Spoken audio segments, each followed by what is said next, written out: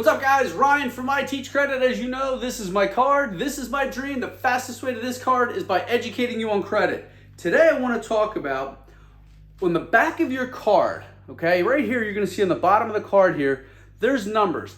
If you have problems with your account, with your card, with anything regarding or pertaining to your card or your account, there's a number on the back of the card for you to call. I know this sounds kind of weird because people see it, but there's some people who don't know and they don't know that you can call. If you can't get through, a lot of times they're going to have an automated service. The first thing I would do is hit 0. Just hit 000, or if they ask you what you can get help with, just say representative. Or you can hit pound. A lot of times by hitting pound, it'll bypass whatever the options are. It'll take you right to somebody. The last thing that you can try is do nothing. Just sit there and wait. There aren't really any more rotary phones out there.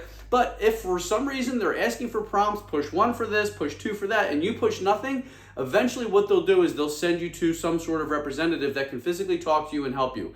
Or what you could do is go online for an online chat, which is also another option, which a lot of the banks and the credit card companies or accounts are doing now to try to help you with customer service. Yes, they may be overseas, but please be patient with them, okay? At least they're helping you out, or at least they can try to help you out.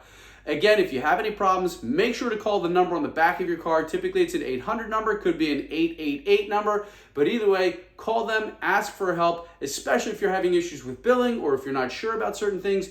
Use those people to your advantage. Be nice to them. The nicer you are to them, typically the better they're going to be able to help you. All right? Hope that was helpful for you guys. If you have any questions, put some comments below. Otherwise, I will talk to you later.